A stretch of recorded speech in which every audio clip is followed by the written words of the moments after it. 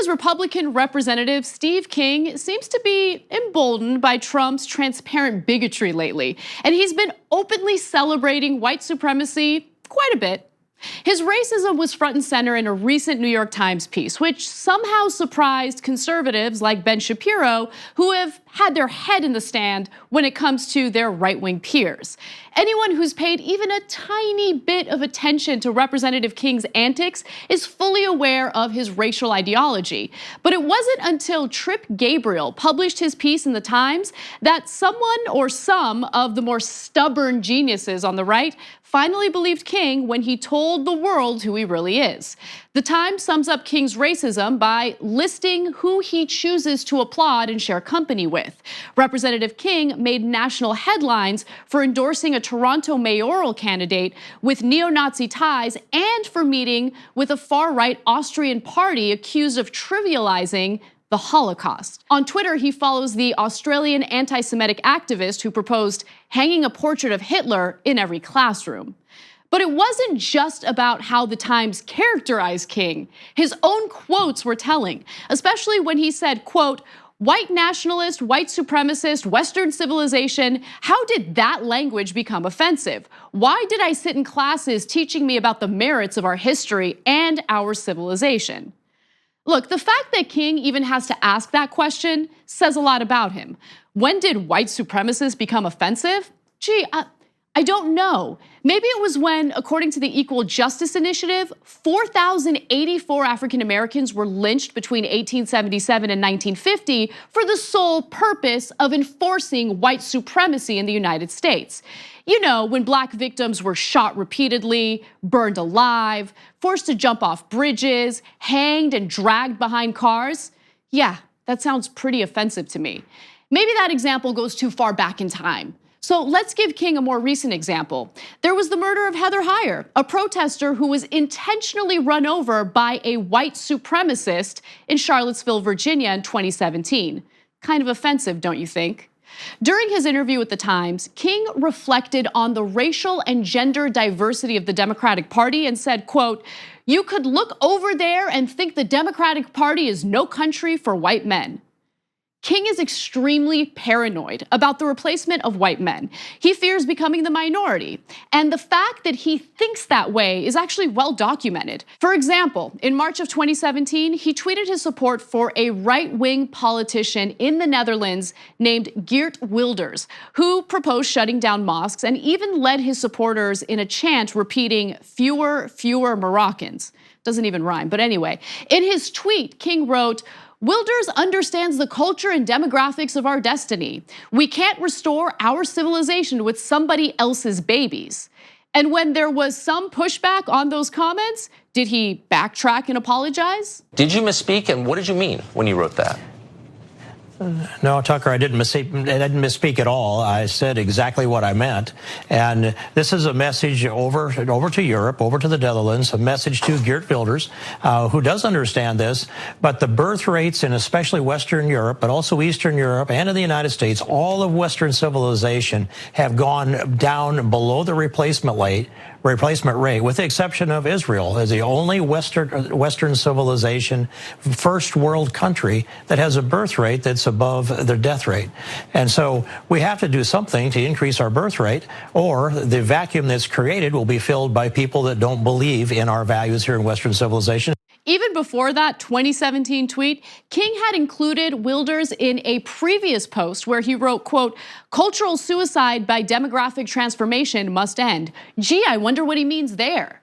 King's paranoid thoughts on race have severe consequences. As the Times outlines in its write-up on King, the accusation that a great replacement of whites is underway, which conspiracy theorists often link to prominent Jews like George Soros, animated the torch-carrying white nationalists in Charlottesville, Virginia in 2017, who chanted, quote, "Jews will not replace us."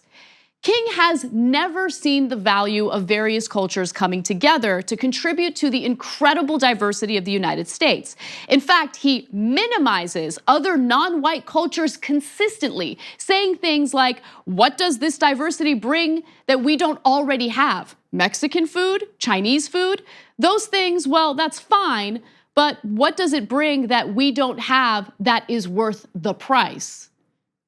And even though the majority of the country and a slight majority of Republicans would like to see protections for dreamers who were brought into the country illegally when they were extremely young, King criticizes them or characterizes them as dangerous criminals. Parents brought them in. It wasn't their fault.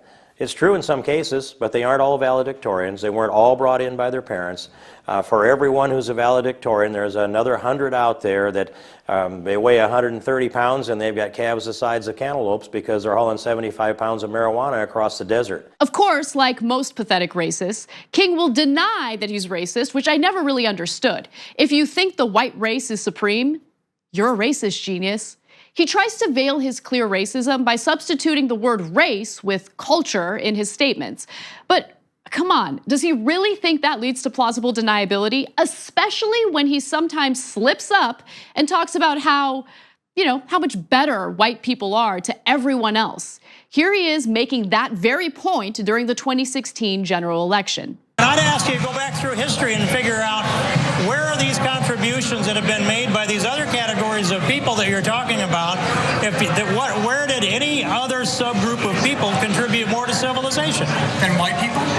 Than Western civilization itself that's rooted in Western Europe, Eastern Europe, and the United States of America. That's rooted in parts of the world where the dominant race is white.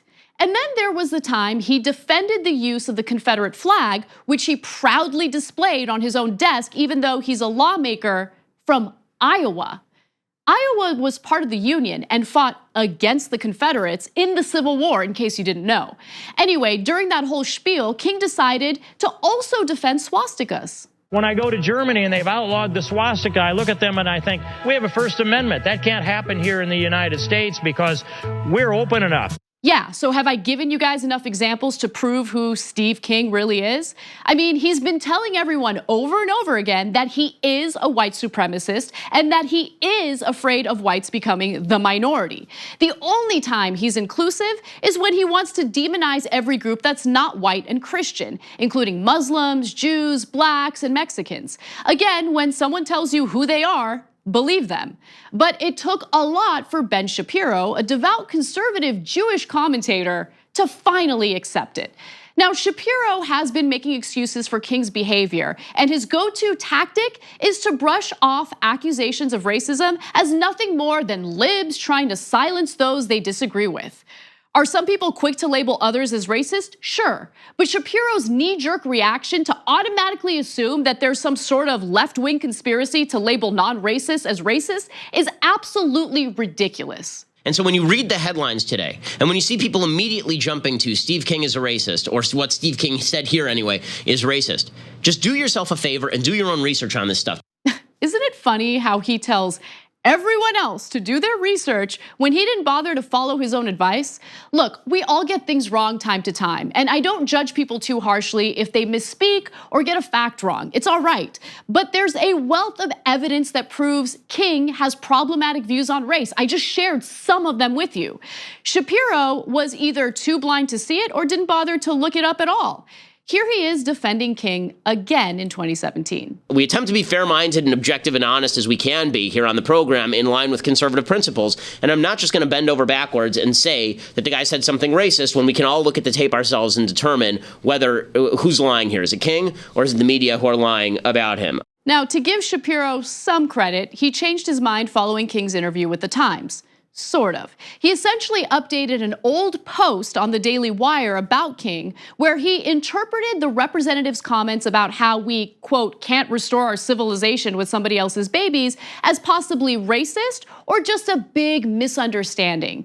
In the update, Shapiro writes, quote, as I stated in the article, there were two ways to interpret his statements. His later open embrace of the term white nationalists and white supremacist suggests the first interpretation, that he's racist, was not as implausible as it seemed at the time. So again, back in 2017, Ben Shapiro thought that it was not plausible that Steve King was racist, even though all those examples were floating around on the internet.